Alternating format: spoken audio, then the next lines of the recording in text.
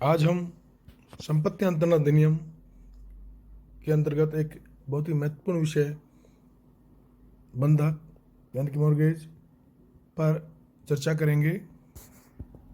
बंधक है क्या, इसकी डेफिनेशन संपत्ति अंतरण अधिनियम की धारा 58 में बंधक की डेफिनेशन दी हुई है, जिसके अनुसार बंधक विनिर्दिष्ट स्थावर के संपत्ति के किसी हित का वह अंतरण है जो उधार के तौर पर दिए गए या दिए जाने वाले धन की के सदाय को या वर्तमान या भावी के सदाय को या ऐसे वचनबद्ध का पालन जिससे धन संबंधी दायित्व पैदा हो सकता है प्रतिभूति करने के प्रयोजन से किया जाता है।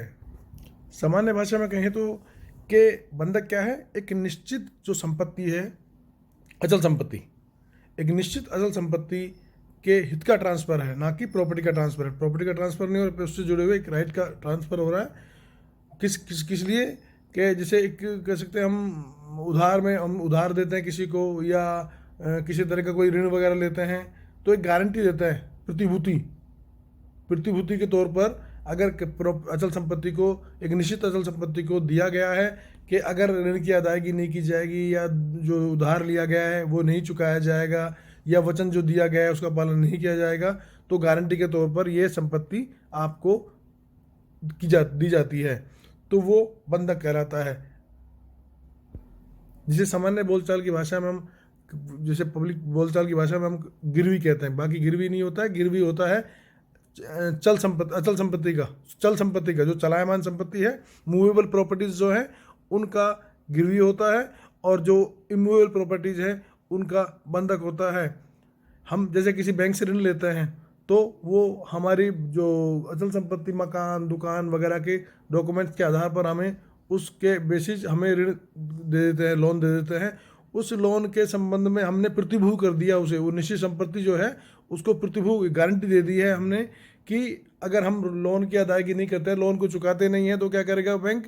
हमारे उस प्रॉपर्टी से जिसको हमने मॉर्गेज किया है उससे हमारी जो ऋण है उसकी वसूली कर सकता है। तो बंधक क्या है? बंधक एक निश्चित संपत्ति के हित का वो अंतरण है जो उधार में दी गई या किसी तरह के किसी वचन के पालन के लिए प्रतिभूति के उद्देश्य से दिया गया हो, वो बंधक होता है।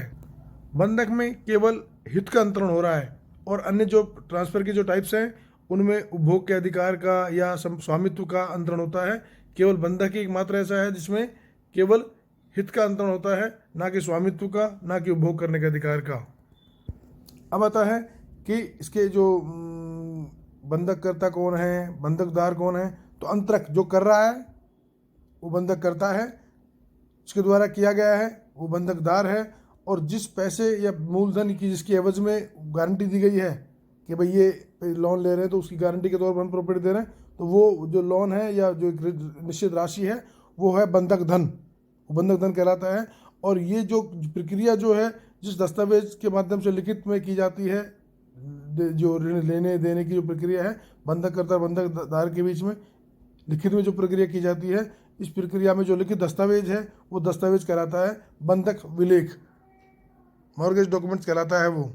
अब है बंधक के आवश्यकता। तो बंधक के आवश्यकता तो क्या क्या है, मतलब बंधक कब मान्य होगा या किन किन एलिमेंट्स को पूरा करना पड़ेगा तो बंधक माना जाएगा। पहला है स्थावर संपत्ति में हित का अंतरण, अर्थात अचल संपत्ति के हित का अंतरण किया गया हो।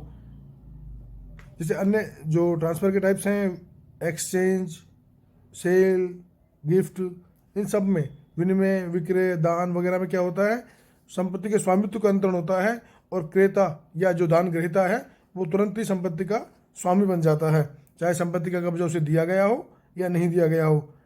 जैसे, और इसके अलावा जैसे पट्टा कहते हैं, पट्टे में संपत्ति का कब्जा और उपभोग करने का अधिकार का अंतरण हो जाता है। किंतु बंधक जो है उसमें केवल हित का अंतरण होता है कि जैसे अगर हमने जो वचन दिया है या जो ऋण लिया है उसको पूरा नहीं करेंगे तो न्यायालय के माध्यम से उस संपत्ति से या जिसको हमने मॉर्गेज किया है, बंधक किया है, उससे उस वचन का पालन करवाया जा सकता है या ऋण की वसूली करवाई जा सकती है। अर्थात बंधक में केवल स्थावर संपत्ति, अचल संपत्ति जो है उसके हित का ही अंतरण किया जाएगा, उपभोग या स्वामित्व का अंतरण नहीं किया जाएगा। सेकंड है स्थावर संपत्ति का विनिर्दिष्ट होना, मतलब जो अचल संपत्ति है जिसका बंधक किया जा रहा है उसका निश्चित होना आवश्यक है कि किस प्रॉपर्टी का, किस संपत्ति का बंधक मॉर्गेज किया जा रहा है। अर्थात उसे पहचाने, वैसा नहीं कि विलेख में लिख दिया गया कि मैं अलवर के मेरे मकान को बंधक रख रहा हूँ, मॉर्गेज कर रहा हूँ। नहीं, अलवर में अगर एक से अधिक मकान है तो कैसे स्पष्ट होगा कि कौन सी प्रॉपर्टी है वो। तो आवश्यक है कि अगर एक ही है तो स्पष्ट हो गया कि भाई अलवर वाले मकान को मैं आपको गिरवी कर रहा हूँ, ठीक है। किंतु अगर एक से ज़्यादा प्रॉपर्टी है तो कैसे पता लगेगा किस प्रॉपर्टी को रखा गया है। तो इसलिए बंधक विलेख में स्पष्ट उल्लेख होना चाहिए, जिस प्रॉपर्टी के संबंध में निश्चितता होनी चाहिए कि किस प्रॉपर्टी को बंधक रखा गया है। तो स्थावर संपत्ति में निश्चितता होना आवश्यक है बंधक होने के लिए। तीसरा जो आवश्यक करते हैं वो है अंतरण का उद्देश्य निम्न भुगतान को या करार का पालन प्रतिभूति करना होता है। अर्थात प्रतिभूति के तौर पर जो बंधक का मेन उद्देश्य है वो होना चाहिए प्रतिभूति के रूप में। अर्थात कि अगर यदि वह समय पर ऋण को नहीं अदायगी करेगा तो ऋणदाता अपने ऋण की बंधक संपत्ति से वसूली कर सकता है। इसमें क्या है, उधार दी गई या दी जाने वाली धनराशि का सौदा। इसमें क्या है, उधार दी गई या दी जाने वाली धनराशि के सौदा के संबंध में जो उधार में कोई राशि दी गई है या दी जाने की है। इस प्रकार हम कह सकते हैं कि बंधक का प्रतिफल उधार ली गई या ली जाने वाली धनराशि या वर्तमान या भविष्य में कोई ऋण लिया गया है उसके आर्थिक दायित्व उत्पन्न करने वाला वचनबद्ध का पालन हो सकता है कि वचन के उधार जो रकम दी गई है या दी जाने वाली है उसका पालन किया जाएगा। उसके प्रतिभूति के तौर पर, गारंटी के तौर पर वो संपत्ति निर्धारित की गई है। दूसरा है वर्तमान या भावी ऋण के सौदे के संबंध में बंधक का प्रतिफल वर्तमान का भावी ऋण हो सकता है, या एक अर्थात ये कहें कि वर्तमान का भावी ऋण ही प्रतिभूति के लिए संपत्ति का बंधक माना जा सकता है। वर्तमान ऋण से का मतलब होता है ऐसा ऋण जो वर्तमान में दिए जाना योग्य है तथा परिसीमा अधिनियम के अंतर्गत वर्जित नहीं है। भावी ऋण से यहाँ अभिप्राय है कि जो बंधक पत्र जो लिखा गया है उसके उपरांत कभी भी दिया जा सकता है, वो भावी ऋण कहलाता है। नेक्स्ट है कि आर्थिक दायित्व उत्पन्न करने वाले करार का पालन करने के लिए जब किसी स्थावर संपत्ति को गारंटी के तौर पर इसलिए रखा गया हो कि जो आर्थिक दायित्व हैं उनका अगर पालन नहीं किया जाता है तो उनकी प्रतिभूति उनकी गारंटी के तौर पर वो संपत्ति है। अगर आर्थिक दायित्व जो बनते हैं उनको पालना नहीं की जाएगी तो आर्थिक दायित्वों का पालन करने के लिए उस संपत्ति जो को मॉर्गेज किया गया है उससे उसकी वसूली की जा सके, ये बंधक का आवश्यक तत्व है। इसके बाद है जो धारा 58 में जो भाग 2 में दिए गए हैं बंधक के प्रकार। बंधक के 5 प्रकार हैं: साधारण बंधक, सशर्त विक्रय द्वारा बंधक, भोग बंधक, अंग्रेजी बंधक, हक विलेख के निक्षेप द्वारा बंधक, और छठा है विलक्षण बंधक। 6 प्रकार हैं विलक्षण बंधक। 6 प्रकार दिए गए हैं धारा 58 के पार्ट 2 में।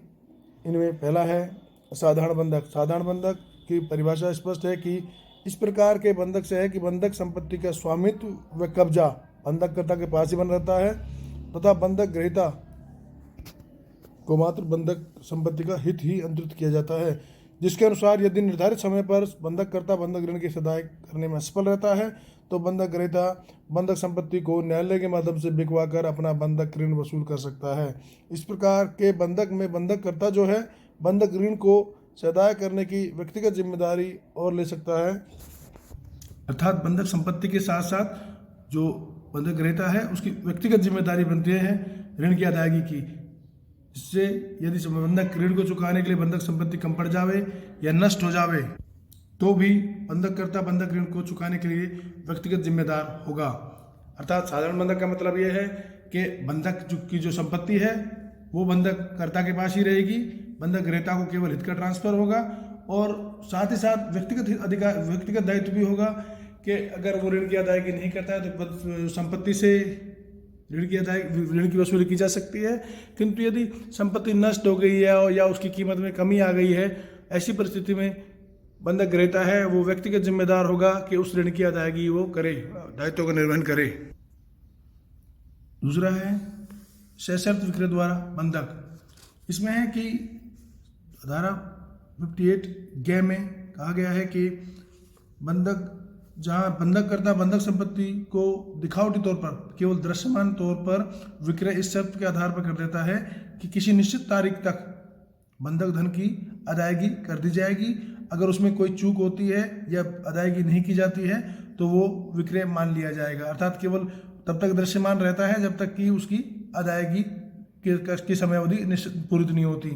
अगर उस निश्चित समयावधि में वो धन की अदायगी कर दी जाती है तो वो विक्रय शून्य हो जाएगा, मान्य केवल बंधक ही रह जाएगा। अगर अदायगी कर नहीं की गई है तो वो विक्रय जो दृश्यमान था वो पूर्ण विक्रय की कैटेगरी में चला जाएगा।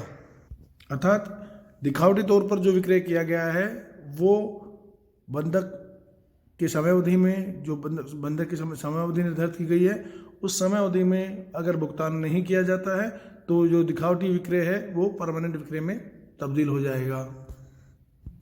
नेक्स्ट है भोग बंधक, जहां बंधक करता जो है बंधक संपत्ति का कब्जा बंधक ग्रेता को दे देता है और अगर निश्चित समयावधि में भुगतान नहीं किया जाए तो भी उस अवस्था में जितनी अवधि में भुगतान के लिए रखी गई है उस अवधि में उस संपत्ति से होने वाले समस्त लाभ, चाहे वो किराए के तौर पे हो या किसी जैसे ज़मीन दी गई तो उसकी उपज के तौर पे हो, किसी भी तरह का कोई भी लाभ उस संपत्ति से जुड़ा हुआ जो लाभ है वो प्राप्त करने का अधिकारी होगा। और साथ ही साथ जैसे अगर कोई मकान दुकान है तो उसको यूज़ करने का, उपयोग करने का जो अधिकार है वो भी बंधक के साथ अंतरित हो जाएगा। इसमें बंधककर्ता द्वारा बंधक संपत्ति का कब्जा बंधक ग्रहीता को तुरंत सौंप दिया जाएगा या भविष्य में सौंपने का कोई करार कर दिया जाएगा। बंधक ऋण चुकाने तक बंधक ग्रहीता द्वारा बंधक संपत्ति पर अपना कब्जा रखा जाएगा और उससे प्राप्त होने वाले किराया, लाभ या किसी भी तरह का जो फायदा है वो बंधक ग्रहीता द्वारा प्राप्त किया जाएगा। इसमें एक बात है कि यहाँ बंधककर्ता जो है साधारण बंधक की तरह व्यक्तिगत दायित्व नहीं है, व्यक्तिगत दायित्व उसका नहीं होगा। केवल संपत्ति से ही उस ऋण की अदायगी की जा सकती है, संपत्ति से ही उस जो भुगतान है या किसी भी तरह का जो प्रतिभूति है उसकी प्राप्ति की जा सकती है। इसमें व्यक्तिगत जिम्मेदारी बंधककर्ता की नहीं होती है।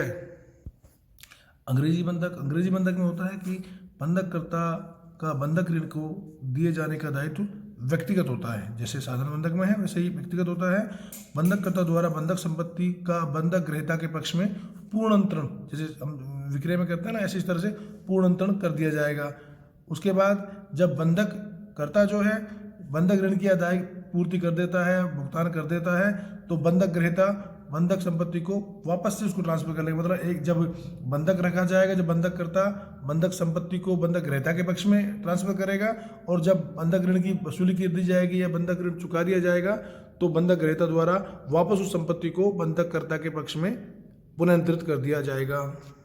नेक्स्ट है हक विलेखों के निक्षेप द्वारा बंधक। इसमें होता है कि जैसे हम कई बार कहते हैं कि भाई अगर लोन लेना है तो अपने ज़मीन या मकान दुकान के जो दस्तावेज हैं वो दे के जाओ, रख के जाओ, गिरवी उनको हमारे पास रख के जाइए, उसके एवज में आपको मिलेगा।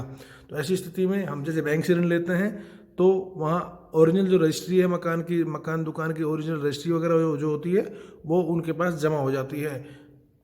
तो हक विलेख के निक्षेप के द्वारा वो बंधक माना जाएगा जब तक बंधक ऋण की जो बंधक ऋण है या बंधक धन जो है उसकी अदायगी नहीं की जाती, तब तक हक विलेख जो संपत्ति से जुड़े हुए संबंधित जो अधिकार के जो दस्तावेज है वो दस्तावेज बंधक ग्रहीता के पास रहेंगे।